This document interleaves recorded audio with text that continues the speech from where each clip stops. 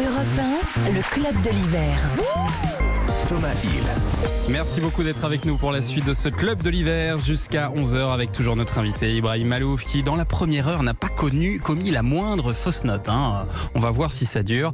Je vous l'ai promis, on va vous tester dans un instant avec un blind test spécial sur des grands solos de trompette dans des grandes chansons. Donc normalement vous devriez vous en sortir. Et puis Mathilde Tintouin, vous allez nous entraîner dans un endroit que notre invité connaît bien. Oui, ça met pas du tout la pression d'ailleurs. On va aller se promener du côté des Tempes. J'espère qu'Ibrahim valide.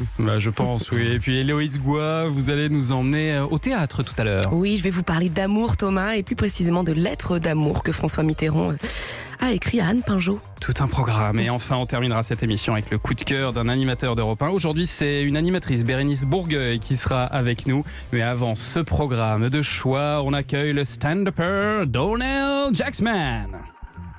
Ouais, le vent de Thomas.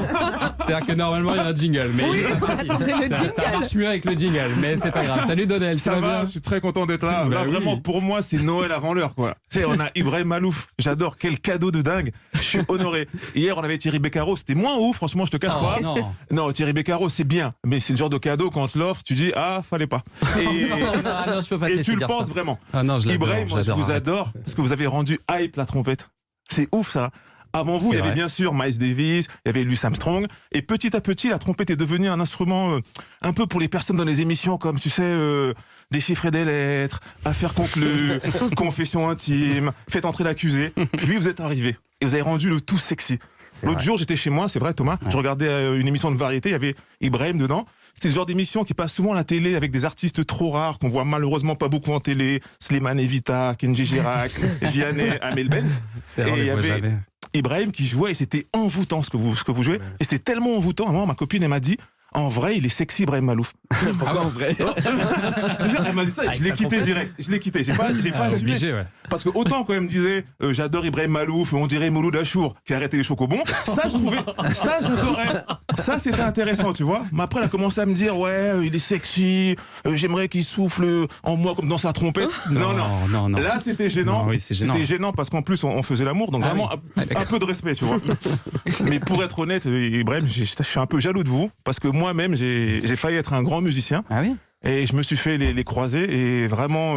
La fameuse rupture des ligaments croisés. Ouais. Il faut savoir que les ligaments croisés, c'est l'excuse de 90% des gens qui n'ont pas percé dans le foot. C'est vrai. Mais parfois, il faut être honnête. Moi, si j'ai pas percé, c'est parce que j'étais nul. J'étais nul de fou. C'est pour vous dire à quel point j'étais nul. Quand ils me choisissaient, c'était pour faire le ballon. Pour vous dire vraiment Mais par contre, vous êtes bon. Et moi, si j'ai pas percé dans la musique, c'est pas à cause de... Parce que j'étais nul, c'est parce qu'en fait, c'est à l'école. On apprenait la flûte à l'école. Ah oui, c'était dur fait de ça. la flûte? Non, c'est vrai, c'était très dur. Pourquoi faire la flûte? Pourquoi faire? On voulait être musicien, pas politicien. Pourquoi on apprend la flûte? C'est incroyable. Est-ce que quelqu'un ici a déjà dans un feu de camp sur une plage ou bien dans une soirée dit arrêtez tout, je sens qu'il y a une bonne ambiance. Je sors ma flûte. Comme j'ai toujours ma flûte à bec sur moi, je vais jouer un petit air. Ça s'appelle le jingle SNCF. Qui a déjà pu jouer avec ça, sérieux?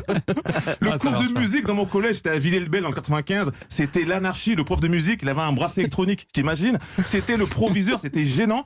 Il y connaissait rien en musique, il était aussi nul que nous. Pour lui, Beethoven, c'est un Bernard. T'imagines le niveau du gars? Je vous jure, la première fois qu'il a joué de la flûte, il a pris à l'envers, l'enfoiré. Mais en tout cas, vous, Ibrahim Malouf, avec votre trompette, vous savez mettre l'ambiance. C'est ça que j'aime. Là, ça va être le 31 dans bientôt. Si vous voulez une soirée de dingue, si vous voulez vous ambiancer jusqu'au petit matin, mettez à fond le CD de Noël d'Ibrahim Malouf. Ambiance garantie. Prévenez vos voisins, ça va foutre le feu. Mettez un extrait. Je sais pas comment prendre la main. il est vilain. Quelle ambiance de dingue! David Guetta peut aller se rhabiller. Ah, c'est pas pour le 31, c'est vraiment pour ce soir. Moi, en tout cas, je vous adore, Ibrahim Malouf, parce que vous êtes brillant, vous êtes humble, engagé et inspirant et inspiré. J'ai eu la chance, moi, d'aller jouer 2 fois au Liban, à Beyrouth. J'ai adoré la culture, la gastronomie, la chirurgie esthétique. Vraiment, des filles avec 3 seins, j'avais jamais vu ça depuis Total Recall. On m'a appris plein de mots que vous devez connaître. On m'a appris des mots habibi, kifak. On m'a appris d'autres mots aussi, charmouta. On m'a appris ça. Kessesmak, on m'a appris. Il n'y a que nous deux qui savons ce que ça veut dire. Ça veut dire bienvenue. Mais ce que j'ai adoré le plus au Liban, c'est la joie de vivre, la bienveillance et l'amour de la fête. Alors pour conclure ma chronique, Ibrahim Malouf, j'aimerais vous poser une question qui fait débat depuis des siècles. Plusieurs pays s'en approprient la paternité. Chacun dit que le sien est le meilleur. Le houmous. Exactement. Le houmous.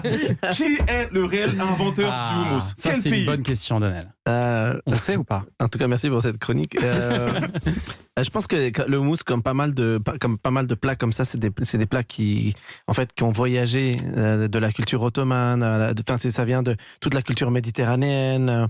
Il y a un peu de toute la Méditerranée. Et donc, personne n'est vraiment propriétaire de ça. C'est quelque chose qui est culturel, qui est partagé. Et lequel est le meilleur alors? Mais c'est ça qui est beau. Ah, le libanais. Bien sûr. Et qu'est-ce qui fait que la nourriture libanaise est aussi addictive? Il y a un truc quand même. D'abord, c'est des vrais plats préparés, travaillés. C'est pas juste une superposition de choses. C'est vraiment quand je vois, moi je sais pas du tout cuisiner. C'est très difficile de cuisiner la bouffe libanaise. C'est vraiment. C'est vrai que faire un taboulé, ça prend des plombes quand même. Non, vraiment, c'est très long. Le persil et tout ça. Oui. C'est très long. Moi, j'adore. Et c'est vraiment très travaillé, très cuisiné. Et il y a plein de choses très différentes. Donc en fait, tu t'ennuies jamais. Il y a plein de couleurs, plein de saveurs, plein de salé, de sucré, machin, tout mélangé, du chaud, du froid. Hein. Tu mets tout ça devant toi et tu t'amuses en fait quand tu manges. C'est pas t'as ton plat devant toi et tu manges ce que tu as décidé que tu allais manger.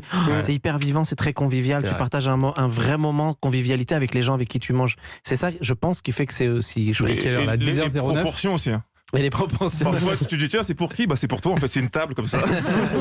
On a déjà faim là, Mais 10h09, c'est pas normal. Dans un instant, Héloïse Goua nous emmène passer une petite soirée au théâtre. Mais avant ça, juste pour te faire plaisir, Donald Jackman, on va écouter Ibrahim Malouf et son titre The First Noël sur Europe 1.